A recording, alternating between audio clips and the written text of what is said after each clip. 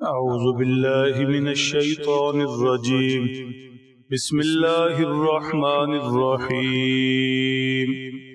ولا تسأموا أن تكتبوا صغيرا أو كبيرا إلى أجله ذلكم أقسط عند الله وأقوم للشهادة وأدنى ألا ترتابوا إلا أن تكون تجارة حاضرة تديرونها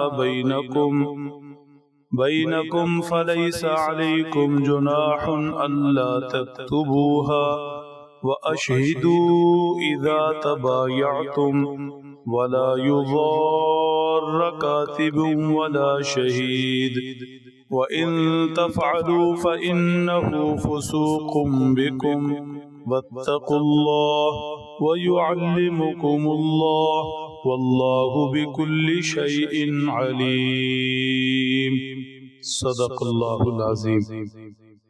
انفاق فی سبیل اللہ کے رستے میں خرچ کرنے کے فضائل و مسائل ذکر ہوئے، سود کی حرمت کا بیان ہوا، بات عظیم قرض لین دین کے کچھ رہنما اصول اسی آیت شریفہ کے پہلے حصے میں گزشتہ درس کے اندر ذکر ہوئے.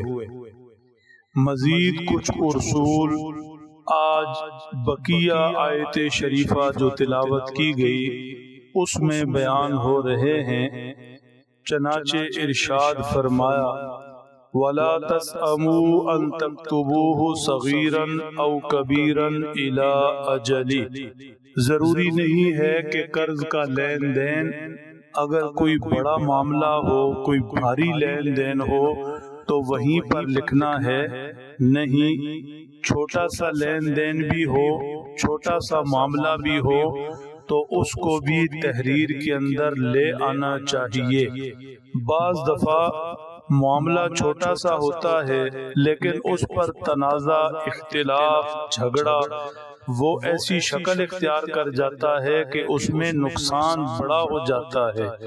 روزمرہ کی زندگی میں ہم بھی ایسے بیسیوں واقعات دیکھتے اور سنتے ہیں کہ معمولی سی رقم پر، چھوٹے سے تنازع پر قتل و قتال تک نوبت جا پہنچی.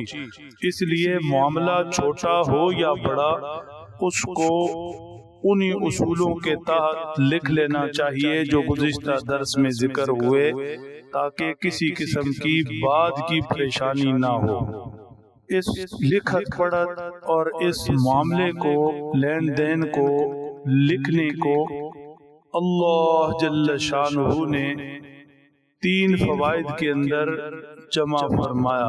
اس لکھنے کے، لین دین کے معاملے کو تحریر میں لانے کے 3 فوائد ہیں.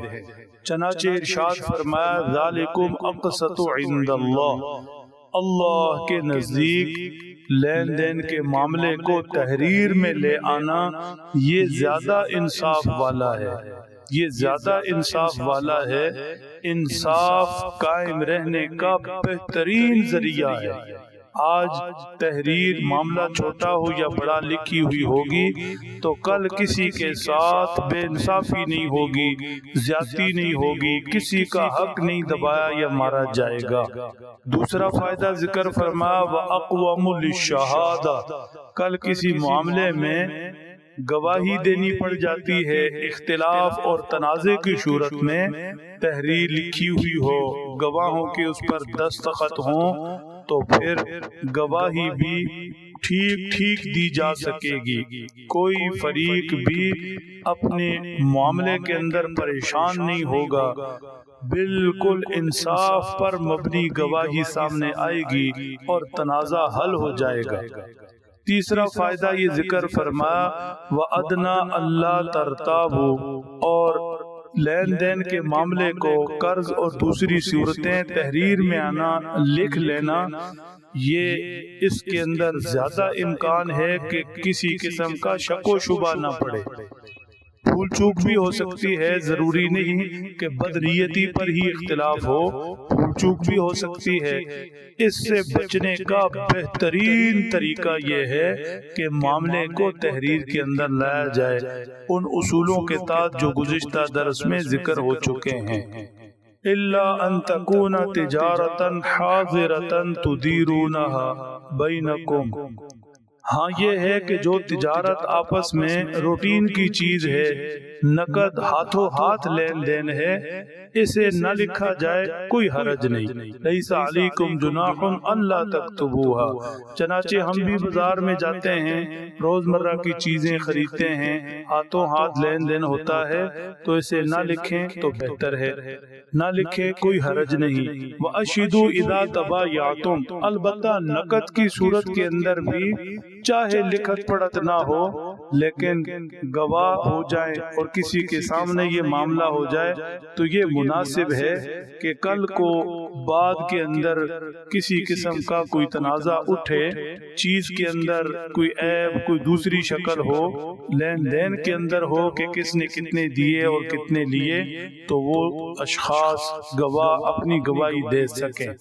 مزید تلقین فرمائی، گزشتہ درس میں بھی اشارتاً ذکر ہوا، لا یضار کاتب ولا شہید، لکھنے والا انصاف سے کام لے، گواہ انصاف سے کام لے اور کسی فریق کو نقصان نہ پہنچائے، نہ قرض خواہ کو نہ مقروض کو، مطلب جو گواہی ہے اور جو حقیقت حال ہے اسے واقعہ کے مطابق ضرورت پڑنے پر ذکر کر دیں۔ وَإِن تَفْعَلُوا فَإِنَّهُ فُسُوقٌ بِكُمْ، لکھنے والا یا گواہی دینے والا اگر ایسا کرے گا، اپنے لکھنے میں یا گواہی دینے میں ہیر پھیر کرے گا اور واقعہ کے مطابق لکھے گا نہیں یا گواہی نہیں دے گا تو فرما یہ گناہ ہوگا، اللہ کی نافرمانی ہوگی، کیونکہ لین دین میں لکھت پڑھت کا یہ معاملہ اور گواہی کا یہ معاملہ اللہ کے حکم پر ہے۔ جب اللہ کے حکم پر ہے تو اسے ٹھیک ٹھیک کرنا ہے، اس کے اندر ڈنڈی مارنا یا غلط بیانی سے کام لینا، غلط گواہی سے کام لینا، یہ براہ راست اللہ کی نافرمانی ہے۔ وَاتَّقُوا اللَّهَ، اللہ سے ڈرو۔ تقوی ہی ہر چیز کی، ہر معاملے کی بنیاد ہے۔ اگر معاشرے کے اندر تقوی ہو، خدا خوفی ہو، دل میں اللہ کی ذات ہو تو کوئی کسی کے ساتھ نہ زیادتی کرے گا، نہ کسی کو کوئی نقصان پہنچائے گا، اور تقوی ہو تو اللہ کے حکموں پر عمل کے اندر بھی آسانی ہے۔ اللہ ہمیں بھی نصیب فرما دیں۔ وَيُعَلِّمُكُمُ اللَّهُ، اللہ تمہیں تعلیم دیتے ہیں۔ یہ کتنے بڑے تنازعات اور جھگڑوں سے بچنے کے لیے اللہ نے تمہیں ایک طریقہ سکھایا، لکھنے کا حکم دیا، گواہی کا حکم دیا، دوسرے اصول ذکر فرمائے کہ اللہ کی تعلیم ہے۔ واللہ بکل شیء علیم، اللہ ہر چیز کو جانتے ہیں، علم کا سرچشمہ اللہ کی ذات پاک ہے، پھر آگے اپنی عطا سے جسے جتنا چاہیں عنایت فرمائیں۔ لہٰذا بندوں کو چاہیے کہ اللہ کے علم پر اعتماد کرے، اپنے حالات کو یا اپنی عقل کو یا اپنے شعور کو پیچھے رکھیں اور اللہ جل شانہ کے علم پر بھروسہ کرتے ہوئے اللہ کی مانیں۔ اللہ سمجھ دیں، عمل کی توفیق بخشے۔